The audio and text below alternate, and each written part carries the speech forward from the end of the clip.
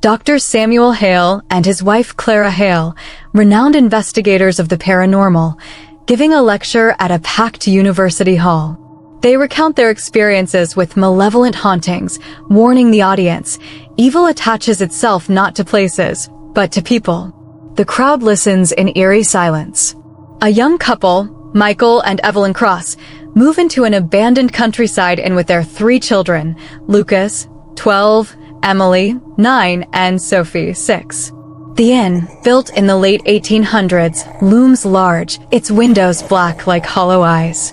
Their family dog, Buster, refuses to enter, growling and clawing at the dirt. Emily explores the garden and finds a rusted lantern buried under roots. Its glass is cracked, but when tilted, it plays a faint humming sound. That night, the children play a chasing game. In their running, Lucas crashes into a rotted wooden beam in the hallway, revealing a hidden stairwell descending into darkness. Michael ventures down with a flashlight. Dust and cobwebs shroud a storage cellar filled with abandoned furniture, a grand but broken mirror, and an old phonograph. The air is damp and unnaturally cold.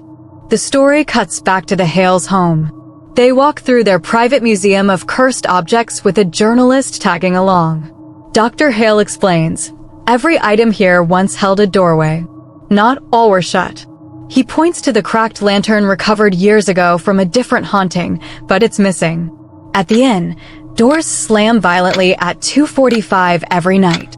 Lucas is dragged from his bed, leaving claw marks along the floorboards. Emily, sleepwalking, slams her head against the cracked mirror in the cellar. Evelyn's body becomes covered in fresh bruises and bite marks. Michael discovers dozens of dead birds scattered beneath the roof eaves. In one chilling sequence, Evelyn hears Sophie giggling upstairs. She follows the sound to a wardrobe. The doors creak open by themselves inside. Pale hands clap twice before vanishing into the dark. Desperate, Evelyn seeks out the Hales at one of their lectures. She begs for help, explaining the clocks, the lantern, and the marks. Samuel and Clara agree to investigate. In the inn, Clara immediately senses a heavy darkness in the cellar. Using the cracked mirror, she sees a burned woman's reflection standing behind the children. Through Sophie's humming lantern, Clara discerns the presence of Margaret Ashford, a 19th century innkeeper accused of killing her own daughter in a ritual fire. Records show she hanged herself in the cellar. The Hales set up cameras and audio recorders with the help of a local deputy. That night, they capture strange phenomena. Sophie singing with an unseen voice. Lucas levitating off his bed before crashing down. A shadowed figure moving between doorways. The haunting grows violent. Evelyn is nearly drowned in the bathtub as invisible hands push her under. Clara learns that Margaret's spirit targets mothers, twisting them into killers of their own children. Evelyn, already weak and covered in wounds, is being marked as the next vessel. At 2:45 a.m., the lantern glows on its own, summoning Margaret. Evelyn becomes entranced, seizing Sophie and dragging her toward the cellar. Samuel and Clara restrain Evelyn, tying her to a chair as she thrashes, screaming in Margaret's voice. The cellar shakes violently. Furniture crashes, doors splinter. Samuel begins a banishment ritual.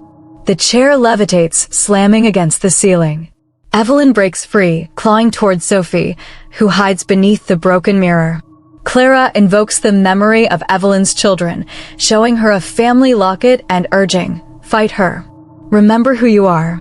For a moment, Evelyn's eyes clear. She whispers Sophie's name. The lantern shatters, releasing a piercing scream. Margaret's burned figure shrieks and dissolves into ash. The family embraces. Evelyn collapses but survives. The Hales add the broken lantern and mirror to their museum. Clara warns softly, some spirits never rest. They only wait. The camera lingers on the shelves of cursed artifacts. One of them, a porcelain mask, shifts slightly as if breathing. Warren conducting an investigation at the infamous Amityville house to collect evidence for the church. During the seance, Lorraine attempts to reach out to the spirit world. Suddenly, she finds herself drawn into a vision, pulled into the basement by the spirit of a child. There, she sees for the first time a terrifying demonic nun reflected in a mirror. The nun lunges toward her, shocking Lorraine. In that same vision, Lorraine also witnesses a horrifying scene, Ed's death. Shaken to her core, she withdraws, terrified by what she has seen. The scene shifts to London, where 4 siblings are introduced. Among them, Janet Hodgson becomes the central character. The children live with their mother, Peggy Hodgson, who struggles to raise them alone after her husband abandoned the family. He has not sent any financial support for 3 months, leaving Peggy burdened but still devoted to her children. One night, Janet plays with a spirit board along with her sister Margaret. They ask questions of the board, including whether their father will ever return. But the board remains silent. At 1:04 a.m., Janet suddenly awakens and finds herself downstairs in the living room, unable to explain how she got there. Meanwhile, Margaret hears a loud knock on her bedroom door. When she checks, no one is there. Janet appears at that moment, and Margaret assumes it was just her sister playing tricks. Meanwhile, in the US, Ed and Lorraine Warren appear on a television program where a skeptical doctor accuses them of being frauds. Ed defends their work passionately, but the show ends with tension. Back in London, Janet and her younger brother Billy play with his crooked toy, which helps him speak since he struggles with a stutter. Later that night, Billy goes downstairs for water. Outside, he notices the garden swing moving by itself, as if someone is sitting on it. Upstairs, Janet speaks into a dark corner of her room, as though addressing an unseen figure. Margaret wakes to find her sister whispering harshly, "Leave us alone. Leave Billy." Then, in a deep, gravelly voice not her own, Janet growls, "You will all die." Margaret comforts her and puts her back to bed, but the terror lingers. Later, Margaret hears the voice of an old man warning, "Get out of my house." She turns on the light and finds no one. That same night, Billy encounters more terror. Returning upstairs, he stumbles over a toy fire truck and kicks it into his play tent. But when he reaches his room, the toy rolls back out on its own. He returns it, but again, it rolls out. Panicked, Billy runs to his mother, insisting that someone is inside the tent. When Peggy checks, it is empty. Suddenly, Peggy hears noises from downstairs. To her shock, she finds Janet sitting calmly on the armchair. Janet claims she must have been sleepwalking. But she is burning with fever, so Peggy decides to keep her home from school the next day. The following afternoon, Janet is watching television when the channels begin switching on their own. She sets the remote aside, but the channels keep changing. Then she notices the remote mysteriously sitting on the armchair.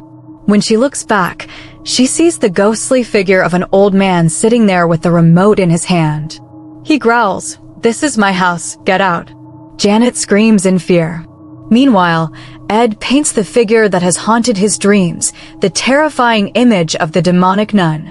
Lorraine is horrified, realizing it matches what she saw in her vision. She insists they stop taking cases, but Ed disagrees, believing their work is necessary. At night, Janet tries to prevent her sleepwalking by tying herself to the bed. But something unseen knocks her from it. Her bedroom door creaks open on its own. An unseen force bites her shoulder, causing her to scream and wake Margaret. Their beds begin shaking violently, sending both girls running to Peggy. Peggy scolds them when she finds the spirit board again, blaming their games. Suddenly, a cabinet slides across the room, blocking the door. Terrified, Peggy gathers the children and flees to the neighbors.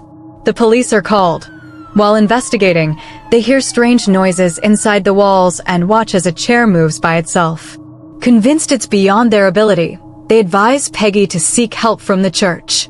Meanwhile, Lorraine has another terrifying vision of the demonic nun, which taunts her and again shows her the vision of Ed's death. Lorraine is left shaken and disturbed. Janet and Margaret are soon interviewed by a TV crew. During the interview, Janet's voice suddenly transforms into that of the old man. He introduces himself as Bill Wilkins, claiming he died in the house from a brain hemorrhage while sitting in the armchair. He declares the home as his and threatens the family. Some believe Janet is faking it, but others are convinced. Skepticism grows when investigators see footage of Janet seemingly throwing things on her own. Feeling betrayed, Peggy angrily asks everyone to leave, though her neighbors remain supportive. Privately, Janet confesses to her siblings that the spirit forced her to act. She says if she disobeyed, her brother Johnny would be killed. Ed and Lorraine debate whether Janet's case is genuine. Reviewing audio recordings, Ed realizes something. The spirit's voice is fragmented across 2 tapes. When played together, the message becomes clear: she won't let me go. Lorraine then sees the truth. Bill Wilkins' spirit is only a pawn. The true demon is the demonic nun, Valick, hiding behind the old man's image. Back at the Hodgson home, Janet becomes fully possessed. The demon throws Margaret violently across the room and seals Peggy outside. Ed and Lorraine rush back to help. Ed forces his way in through the basement, but a burst water pipe blinds him temporarily. Meanwhile, Lorraine recalls the demon had revealed its name to her before, Valick. She realizes that speaking its name aloud will weaken it. Upstairs, Ed finds Janet attempting to leap from a broken window toward the sharp branches of a tree below, the same tree Lorraine saw in her vision. Ed catches her, but he too dangles precariously. Lorraine rushes in, calling out the demon's name, Valick. The demon's power begins to fade. Lorraine commands it back to hell. With its strength broken, Valick is forced to retreat. Lorraine pulls Ed and Janet to safety. The Hodgson family is finally freed. Janet returns to her normal self. Peggy and her children thank Ed and Lorraine for saving them. Back at the Warrens' home, Ed places a recording of Janet's voice and adds the Crooked Man's toy to their museum of cursed objects.